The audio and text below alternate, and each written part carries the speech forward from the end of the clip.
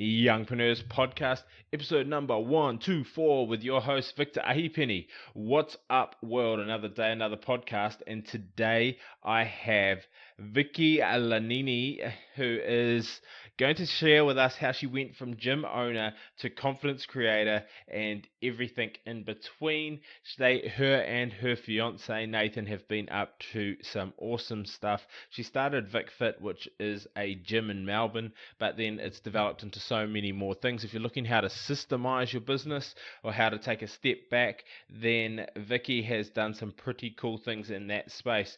She's now running Confidence Classroom, and there are links to that and everything else we mention at passiveincomeyoung.com, as well as how to start your first business online for $0. So check out that, jump over to iTunes, give us a review, share this with your friends. The more the merrier. The more people we can help and share these inspiring stories and amazing knowledge that all these other young entrepreneurs have, the better. And also jump into Facebook, give us a like on the Youngpreneurs podcast page, but while you're there, more importantly, type in Young Entrepreneurs Mastermind. It's a private free group that we have with other amazing young entrepreneurs that you want to be a part of. So grab your pen and paper and get ready to have some knowledge bombs dropped all over you by Vicki. You're listening to the Youngpreneurs podcast, the number one resource online for under 35-year-olds. Where we chat twice a week to the most inspiring entrepreneurs in the world. We have it all. If you're looking for inspiration, guidance, or actionable tips to help you transition from that job into a business, or if you're ready to take that business to a whole new level, then this is the place to be. Get ready to live life on your own terms. Youngpreneurs, what is up? Welcome to another episode of the Youngpreneurs podcast. Super stoked to have you here, and just want to thank you for giving up your time to surround yourself with us and hopefully take your life to another level, whether that be a business, health, wealth, or relationships. We are excited to be here, and today I have Vicki Lanini on the show, and she is an entrepreneur who has both brick and mortar businesses as well as online businesses, and she is looking to change the world, like many of us are, in her own little niche, which we're going to delve into as the show goes on.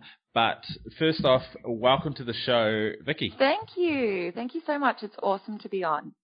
Yeah, we had to reschedule initially because I was fighting the man flu, but as you can hear now, I'm up at my new sit-to-stand desk at home, full of energy, and looking forward to this. Can you give our listeners a bit of an understanding about your story from, say, 0 to 18? Yeah. What did it look like for you growing up? Was entrepreneurship always on the cards? Was it something that came to you later on, or what happened along the way? Yeah, absolutely. So I never really considered myself an entrepreneur until recently. But when I really looked back at my story and growing up, it's always been in me. I think it's always in every entrepreneur. But basically, I started out in quite a poor family. My dad was a minister of a church, and my mum didn't work. And my mum is an entrepreneur as well, and she was always finding ways for us to just make money, to bring money into the house. And the first thing that we started was a business when I was 7, and I'll tell you a bit about how it started. Basically, my mum gave my brother and I 50 cents and said, go buy something and bring it back to me. And so we both went down to the local milk bar and bought a 50-cent bag of lollies each and took it back to Mum. And she's like, awesome, I'd really like to buy this off you. And, how much do you want for it? And my brother at the time, right now, he's a massive salesman. He's amazing at what he does, but really strategy-based. And he turned around, he's like, I want $2 for my bag of lollies. And I kind of looked at my bag of lollies, and I'd had it in my hand, and it was all wrinkly. And I was like, oh, probably, only worth half that. I want 25 cents. And we did some negotiating and came to a deal, and she gave us $1 for our bag of lollies. So we'd made 100% profit. We're like, awesome.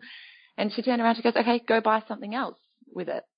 And, now knowing, well, these 50-cent bag of lollies have a 100% markup on them. I went back and bought 2 more, and, it turned into $2. And my brother did the same, and together we had $4. And she then introduced us to the world of buying wholesale or buying in bulk. So we went down to the supermarket and we bought a big bag of lollies, and we split them up into little bags, and we went and sold them to our friends' parents and stuff. And, it went on for about a week. We kind of just kept buying lollies and selling lollies. And eventually we ended up buying wholesale and created such an amazing business out of this. We ended up calling it Kids with a Vision. We'd donate 10% of our business earnings to charity. And over 6 months, my brother and I ended up saving $800 to go on a holiday with our families. So it was quite a lucrative little business for a 7-year-old. And we were selling in pubs and all sorts of things, which you can imagine. Like, we were in a small town in New Zealand at the time, and so everybody knew everybody. And this was like the minister's wife and his kid and their kids were in the pub selling lollies every Friday night. And it was a really cool introduction to business and how it works, and also giving back as well. So sorry, go. It's so cool. Not even the business side of things. I mean, that's super cool, but just the lesson that your mum gave you of the, I guess, slight delayed gratification and being able to give something up for something greater, as in, that 50 cents. I know a lot of kids will be like, nah, I don't want $1 because they don't realize I could buy 2 bags. They go, I just want the lollies now. Yeah, exactly. And then being able to see that wholesaling side of things and understanding that there's, like, it's a value proposition that you're offering. Like, you could go to, Countdown in New Zealand and buy your pick and mix bag and get a ton of lollies. What it was, and then sell them off. And then you're like, wow, what I'm actually buying from the local dairy or the shop is for a 50-cent bag, I can actually get for 20 cents and make 30 cents off it. And that's a cool lesson. It's a lot different to the lemonade stand where people just go out and do it because they see it on a cartoon. Like, there's actually some business nous behind it. So I definitely agree that your mum's an entrepreneur. Yeah, totally. So she instilled that in us from day one. And it really hasn't been until now, almost 20 years later, that I've gone, wow, like, that was so cool what she's done. And it's definitely on my list of things to do one day when I have kids, is go get them to buy 50 cents of lollies, but they'll probably be $3 by then. But so that was sort of how it started. And then throughout the years, I ran many little businesses from home, again, with mum just sort of stirring me up, things like buying wooden pegs and then painting them and selling them, things like that, until at 17, I actually opened my first, big girls business, I guess you'd call it, in a beauty salon that was in Melbourne. And I managed to buy my first house at 19 from that. So, wow, so talk us through that. Like, I was having coffee with one of my friends, and he's just started his own GP practice. He's also got an online business, and he's doing some super cool things. And I was talking to him about health professionals and how they think that they've got a business, but I said that they're still staff in it, as in he's still one of the GPs. And I said, like, to me, I think that you've just hired yourself a job, and you have more expenses.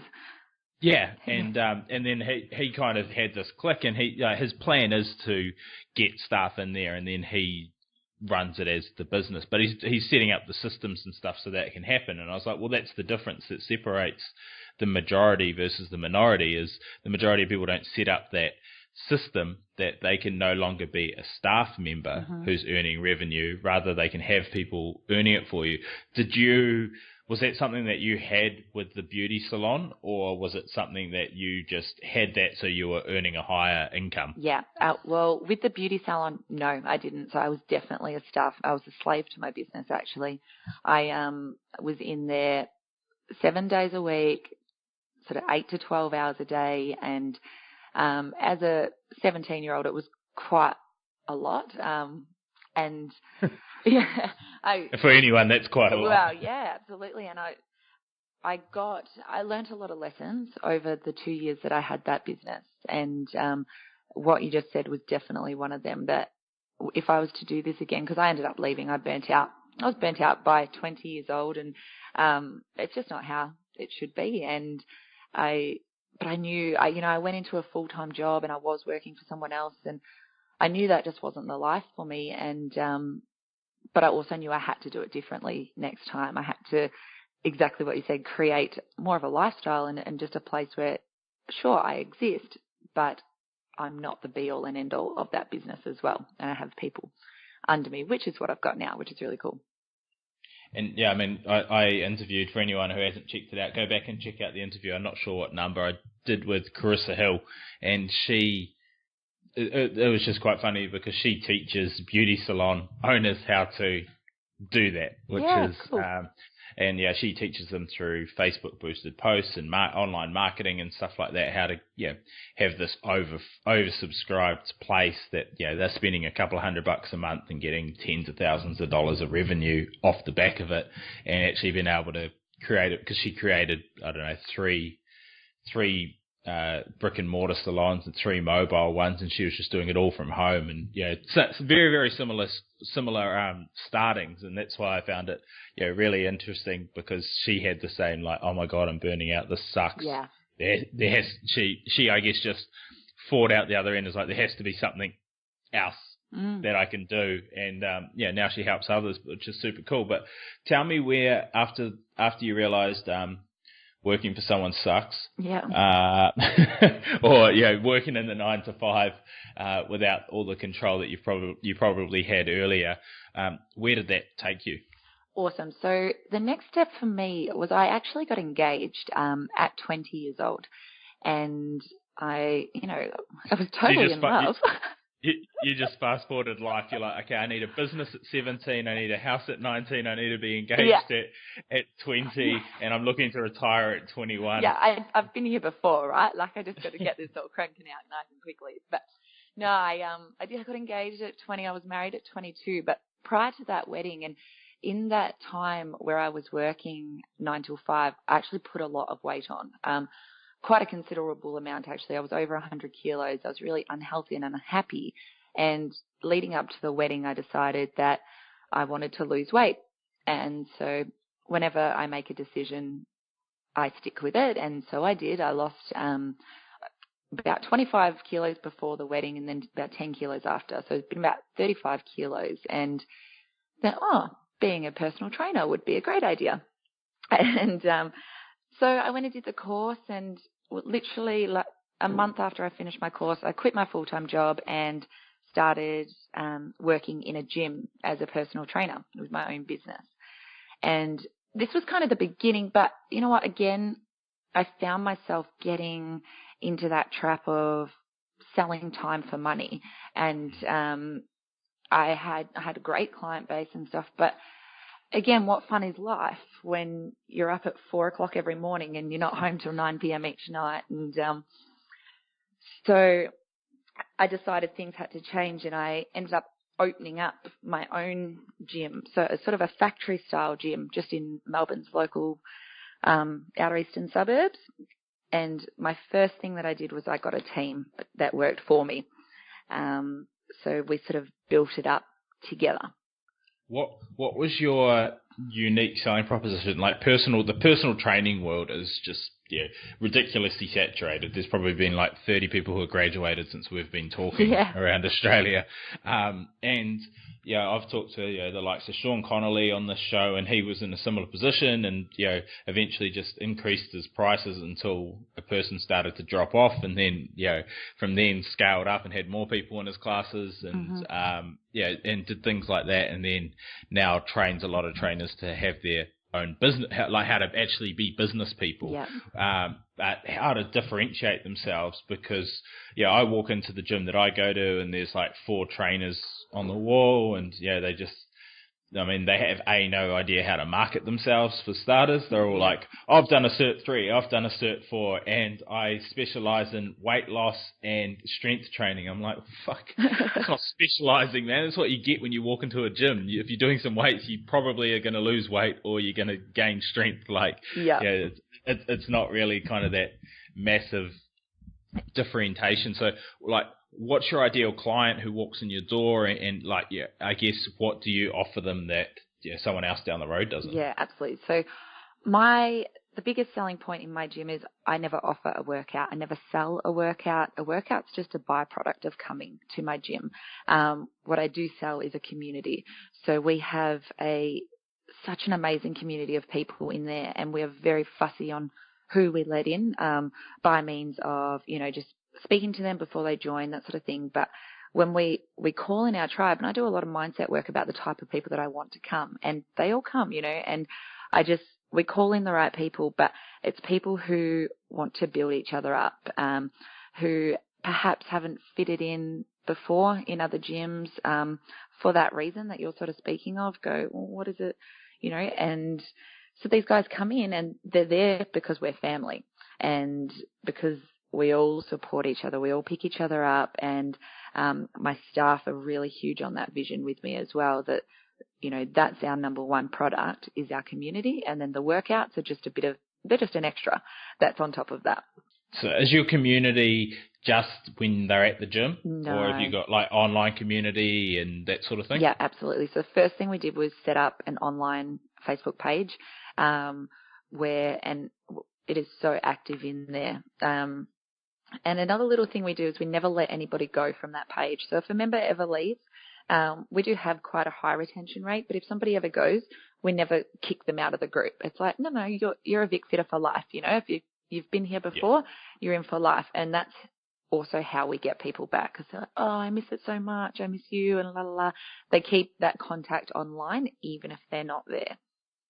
That creates raving fans, which is huge in that space as well. Yeah.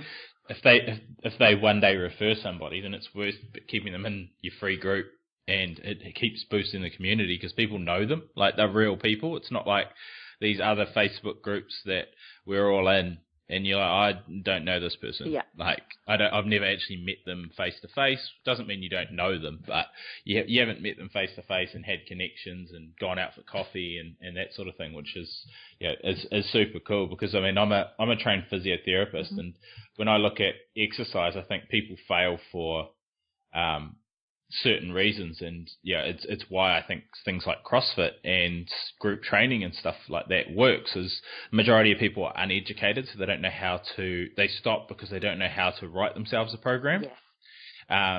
But bigger than that, like you can go to a PT and get a 8-week program written for you, but then you haven't got that accountability and motivation from a community. Yeah. Like, if you send me a message and like, hey Victor, we haven't seen you for a while, like where have you been in the group? And I'm like, oh, I've just been away. Oh well, hopefully we'll see you tomorrow. Yeah. That all of a sudden keeps me accountable. Like I can't be sitting at home on the couch going, oh, I don't have to go because nobody knows where I am. Whereas a big gym, they don't care as long as they take your weekly membership. And then eventually you cancel and they wonder why. It's because you haven't been for 6 months and you don't want to start going again. So I think that's super cool. What does the business look like at the moment?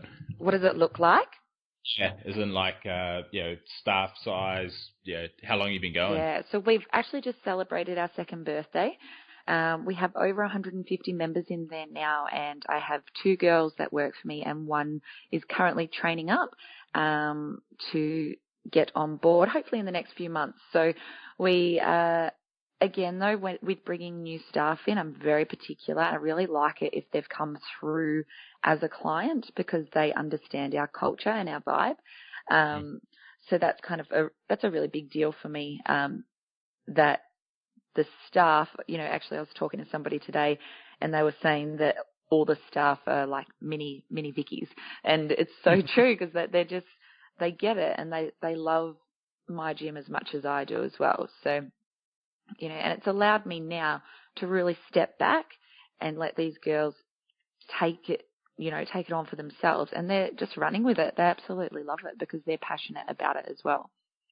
That's cool. They've bought into the vision, and that they are part of the growth. Before we jump into your online business, where do you see VicFit going in the next 2 years? Like, where do you see it if you were writing down this is where we're going to be in a couple of years' time? Yeah, cool. So I have no plans to expand VicFit in terms of other like new new buildings or anything. That's never been a goal of mine. I really love the fact that it is what it is, and it's the community we've created. So, but we do have a lot of space always for, adding more classes, adding more team members. Personally, I am taking a step back and letting the girls take control a bit. But, I honestly believe that we'll be up comfortably around 250 members in 2 years' time. And in my opinion, I'd really like it to stay there. And it probably sounds a little bit limiting, but I really like that is a nice amount before it gets too commercial or anything like that as well. No, I agree. I mean, I used to go to a CrossFit gym years ago, and it was the first one that started in Brisbane, and I think 22 of the trainers have gone on to start their own boxes. But yeah. The owners, husband and wife, they had no intentions to ever create more CrossFit gyms, and they got to a point that they just wanted to work with competitors, like people who were going to compete at events. Mm-hmm. And so they actually upped their prices, and because they were running like 5 o'clock, 6 o'clock, 7 o'clock, 8 o'clock, 12 o'clock, 4 o'clock, 5 o'clock, 6 o'clock, 7 o'clock kind of classes. And then they've said, we want more of our lifestyle back. We're going to up our prices. We're only going to be having morning classes. So if you're in, you'll get an invitation. If you don't get an invitation, then, we've got connections for some other gyms that you can go to. Mm-hmm. And they just wound it back, and they're oversubscribed. They've got a waiting list of ex-members who want to get back in there, and they have like 3 hours every morning, and then the rest of the day's theirs. And as far as I know, I'd imagine that would only make them, happier, whether the financial side of it was there or not. They're where they want to be with it. Absolutely, and we're very similar in the way that we run things. So our gym is only open about 18 hours a week. And personally, I only run about 8 hours of those sessions up until now. So contact time, I've always been really big on keeping it at a minimum for myself. And, perhaps charging a little bit more than your commercial gym, but they obviously get a much better service as well. And, but that's given me the freedom to actually have the right energy to be in that space with them as well, rather than being burnt out like I was and stuff. And just, your clients notice that if you don't really want to be there, and if it's feeling like work, then they won't want to be there either. You see trainers in a gym, and they're finishing with one client and say, you finish up that set, we'll see you next week. And they literally jump over to the next squat rack and just start up with the next person. I'm like, oh man, that sucks. But just from the trainer point of view, not even the person getting trained. But let's jump into your online business. Talk to us about what it is. What do you do? And where did it come from? Okay, cool. So what happened to me it would be that almost a year ago now, we were sort of about November last year, I managed to get myself, as entrepreneurs do, into a little bit of a financial hardship. It was like a bit of a tax bill that came through, and I thought, crap, okay, I'm done for here. I basically nearly went under. We're at the point where I was going to have to sell my house, and I thought I'd ruined it. And I remember I sat on the couch, and I didn't know what to do with myself, and I just thought, what else do you do but turn Netflix on? And actually the the movie The Secret was on Netflix, and I thought, okay, I'll watch this. I've never seen it before. And it sort of talks about some affirmations and that kind of thing. And from that day, I said to my partner Nathan, we're just going to start saying that money comes easily. Okay, money comes easily. And no shit, within a week, money just started coming, and ideas were coming and different things. And I thought, oh my gosh, we're actually going to get ourselves out of this. And we did. And then in December, we had the best month that we'd ever had. And in January, it was better. And I thought, oh my gosh, there's obviously something in this. And we started a lot of self-development, just really dived deep into to all of this. So sorry to jump in. Was this where the money started coming in? Was this from the gym? From the gym, yeah. So this is how we got into the the Confidence Classroom, which is our online business. And we just thought, we need to share this with people. And we ran a day that we called Sort Your Shit Out Day. And basically, my partner, Nathan, he's a paraplegic, and he went away and did a bit of a mindset retreat and learned quite a lot about, the power of his mind. And although he'd managed to get himself up and walking a bit, we'd done quite a lot of work together on that. While he was away on the retreat, he actually metaphorically decided that he didn't need his wheelchair anymore and that he was no longer the wheelchair guy as he'd been known in the past. And he climbed to the top of Bali's largest active volcano, Mount Batur. So that was like a 12-hour trip on his legs, purely using, I don't know how woo-woo it sounds, but it was just the power of his mind. Like, anything is possible, whatever it takes, keep going. And we came back and we held this day, the Sort Your Shit Out Day, and we just sat there for 8 hours with 25 people and just blurted out everything that we'd learnt, everything that we know. And these guys were just so taken back. We thought, oh gosh, what have we done to them? But they absolutely loved it. And they came to the end, they're like, we want more, we want more, we want more. And so we started up a private group on Facebook that we called the Confidence Classroom, and within a week we had 100 members in there. And I'd always sort of known that I wanted to get online eventually, and I just saw the path right then. I was like, okay, this is it, this is how we're going to do it, and we've just built it up from there. Obviously, even our website it's currently in the process of being built, so we don't even have a website yet, but we're still making money off this thing. And it's I believe it's just from giving back. I've always been the person who just wants to help, and, that's come through as being a personal trainer.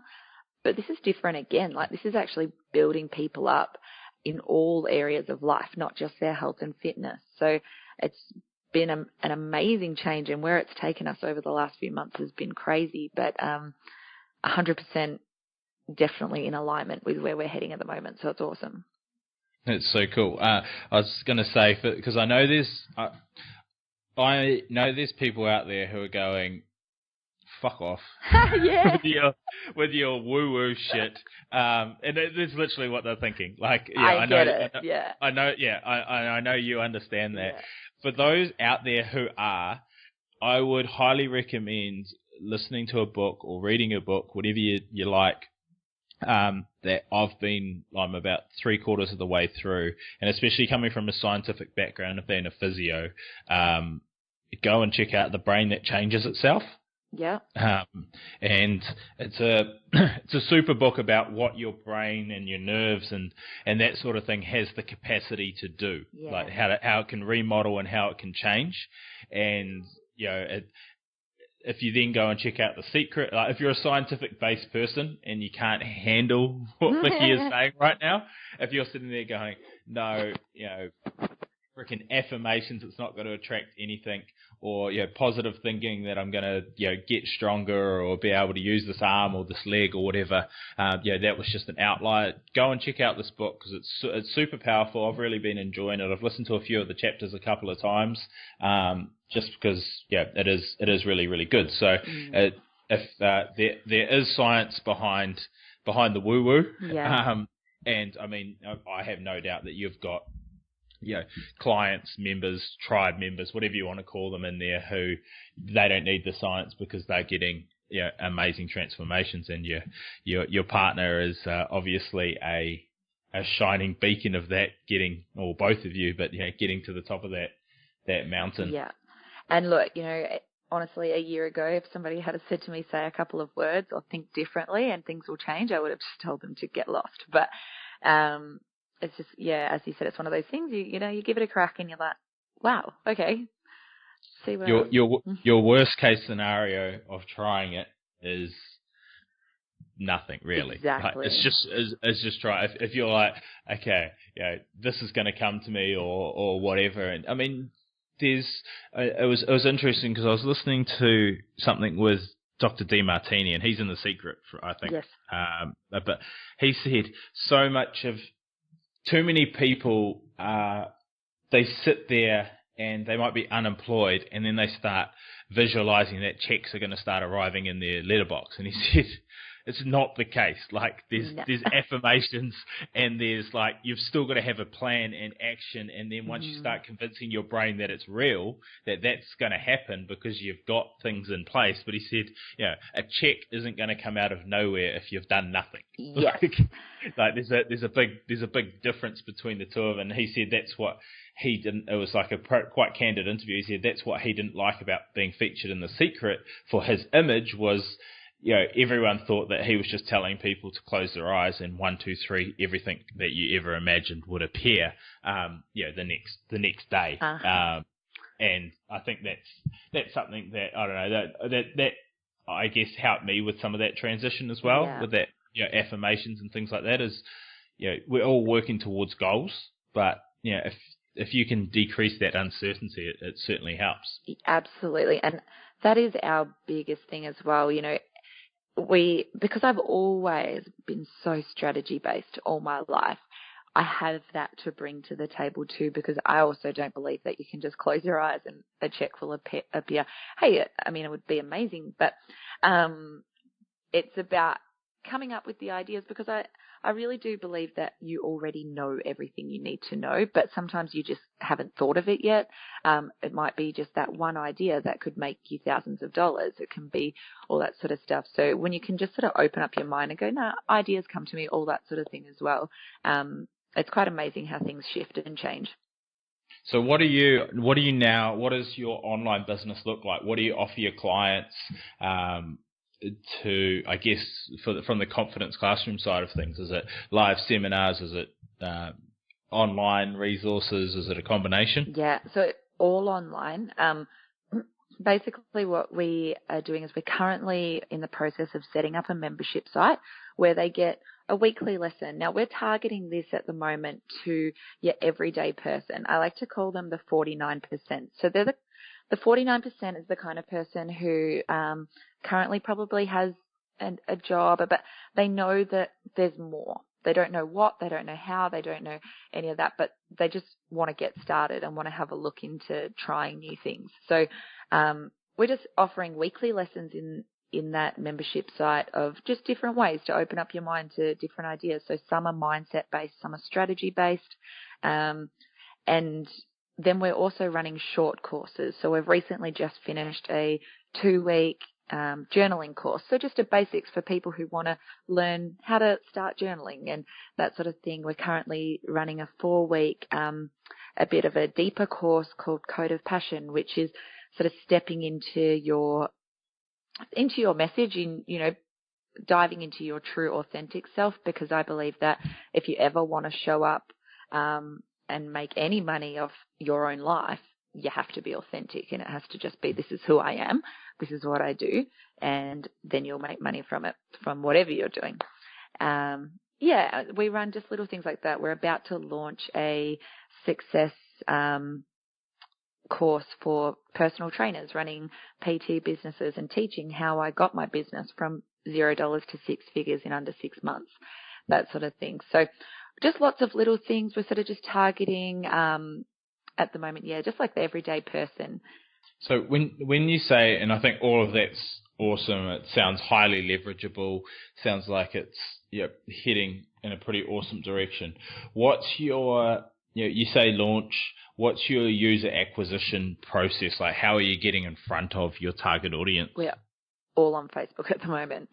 Yep. Yeah, so far that is our only means. I mean, even social media wise, we're quite newbie at that. Like we don't really get it. We are actually looking to get a team on board for our social media because it is getting to that point. But at the moment, that's all it's been. Cool. And then obviously referrals and people engaging, and I mean it's a pretty powerful thing. I think there's some pretty cool lessons about imperfect action that you've talked about, like our website's getting redone. We don't really understand social media, and I know I've fallen into that trap, and so I imagine a lot of the listeners have as well, in the sense that I need a perfect website, I need a sales funnel set up, I need to understand A, B, C, and D, I need to do all of this, I need to do that. And I mean, I know I've made about $6,000 off one Facebook post. Yeah. Like, with a video attached to it. Like, it wasn't a live video, it wasn't anything. And then you're like, holy shit, why did I wait 6 weeks to do that? Yeah. Like, you know, and again, it's not just about the money. It's obviously having the value that you can offer on the back end of that. But it's that thing that you're sitting there going, oh, why did I wait for everything to be perfect? 100%. I am not a perfectionist by any means, and Nathan is. So we do come across a lot of headbutts there. And, well, we did come across until I showed him. I'm like, no, like, this is what we offer. This is our value. It doesn't matter how we do it. Like, our journaling course, which brought us in, that was the first thing we ever run. So this was only a month ago, right, was our first sort of paid online income. We had over 20 people in it, and it was just in a private Facebook group. And like, no website, no nothing, just a Facebook page with Facebook people. And it was awesome, and we had so many referrals from it and upsells. And so I think when you get into that mindset of everything has to be perfect, you're just holding yourself back. I agree. And I mean, I'm not a perfectionist either. I'm a warrior that I need to keep knowing more stuff, which is a good place to be, but not if it stops you from taking action. And that's something that I've had to come to grips with. You feel like it's going to fail because you haven't got something involved in that process. But I think some powerful lessons there. Where do you see over the next couple of years this business going, and what's your vision with it? That's a really funny question, because it's grown so rapidly already that it's blown our minds. Our 1 year vision has happened. So we recently just went to America with the Confidence Classroom and shared our message over there. And so I'd love to say to you, this is where we're going to be. But we know Nathan has a really huge story to tell, and our big focus at the moment is getting him up on stage. So he'll be doing a lot of more public speaking, whereas I really want to work more in terms of a business coaching side of things as well. So actually building up not just personal trainers, but business owners and entrepreneurs that haven't yet got the confidence perhaps to take that initial jump. And I really want to be able to just help them go, all right, jump. You can't see the net, but it's always there. The net's always there. And just building the confidence rather than actually building their business, but building their confidence to actually take that first step into their business. Yeah, cool. Because I mean, confidence, and the confidence to be able to know what you don't know can be huge as well. I mean, like, we went to look for like a raw slice yesterday, and there was 3 places we've previously gone, and all of them have shut down. And it's not hard to see why they've shut down. Mm-hmm. They didn't have foot traffic. They didn't have this. They didn't have that. It wasn't a well-positioned business. They had a good business idea. They had good product, but they just, every time you go in there, you get served straight away. Yeah. It was like, come on, man. Like, you haven't got people 300 meters down the street. You're going to pay for more revenue, more overheads, but you're probably going to have 10 times the amount of people coming through your door. Yep. But it's an awesome mix when you can get the confidence to be able to pull the trigger and take action and change on the go, and then obviously somebody who's already done it as well. In your own business, because I think there's I don't know where I still don't know where I sit with the word business coach. I get ya. Yeah. Just because I see business coaches coaching business coaches coaching business coaches, which I'm just like, fuck. But when I talk to people who, their aim is to show what they've learnt from actually doing it. It's a completely different story, which is super cool. I just want to wrap up with a couple more questions, just more about you to finish up, so we don't run too far over time. But what does, if there's such a thing, a normal day look like for you? Normal day for me, so I'm up, actually my entire house is up. So I have 2 housemates and my partner, and everybody is up before 6 a.m. Doing journaling. So we're really big on the energy in our house. It has to stay up. If anybody's in a bad mood, then they can just leave. And so we're up, we do our journaling. I call it like sort of success priming. So just basically setting the intentions for my day that this is how I want it to go, and it's done. So that's first thing. Then I'll train or go for a walk of some sort. Then I have a pretty cruisy life, like daytime wise. I might head down to my gym and, watch a couple of sessions. I'll be on perhaps interviews like this, phone calls with my clients, and then, back to the gym again at night to take some classes. So I have a pretty cool life, eh? There's usually a cafe trip in there somewhere. Nice. And I mean, that's what's cool when you can create, we talked about it earlier, you can create an actual business where you're not if you go overseas, the business keeps going. Yeah. If you want to leverage it and have sales mechanisms in place online, you can go to sleep and wake up with a nice email from Stripe in the morning, and you've made money overnight, which is super cool. Yeah. And then that allows you, all money is one of my friends calls it fun credits. Yeah. You can exchange it for fun, and whether that you need to actually use that money to have the fun, or you can just not worry about where your rent payment's coming from this week, then it's a pretty cool place. Last couple of questions. What's a book or resource that you would recommend outside of your own for anyone to either read or watch? So apart from The Secret, can I be honest, I've actually never read any more books or videos. Probably sounds really terrible, but I'm just really big on my own, just developed through intuitive. Yeah. I guess if anything, I do show up a bit. I watch a bit of YouTube and I listen to podcasts like this, and just listening to other entrepreneurs that are at the same level or 10 levels above. It doesn't really matter, but you always learn something. And I think the second you think that you can't learn from somebody, maybe even if they make less money than you or whatever, then you really got no point. Like, I think that's when your business will die. Yeah, cool. So 2 years' time, with all your businesses and your life and everything like that, where do you see yourself and what are you doing? Wow. Okay. So 2 years' time, I want to be living in Bali. I will be living in Bali by the end of this year. So for me, that's more of just creating a home base, but also a place where Nathan's body's a bit more comfortable, because it's a bit hard in this cold weather for his body. But as I said, more of a home base. I really want to live a life of travel, getting around, that I can do anything I want from my laptop or from my phone even, to be honest. I use that more than my laptop. But, where I'm helping and inspiring, I really get into a lot of charity work and working with a lot of kids. But basically living a life where I'm doing what I want daily. Very Gen Y, isn't it? Yeah. Everyone's like, the money doesn't matter. I just want to be doing sweet stuff all the time. Yeah.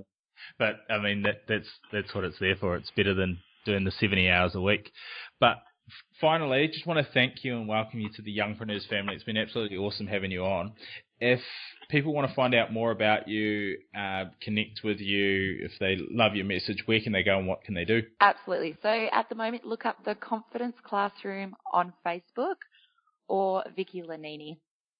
Cool. Well, we will link all of that in the show notes, passiveincomeyoung.com. Again, thanks so much for your time and look forward to touching base when you're in Bali. Awesome. Thank you. Thanks for listening to the Youngpreneurs podcast. This was proudly brought to you by the Podcast Institute, the #1 training resource to take your business from chasing leads to leads chasing you, and from an absolute amateur to a full-blown authority. If you're looking to take your business to the next level, then a podcast is the obvious answer. You can get national and global exposure in a very fast time, and it's just exactly what I've done with this podcast. So if you want to find out more, get a checklist on how you can get started for under $60, and to find out more through a small training video that I've prepared for you all, then please check out passiveincomeyoung.com/podcast training.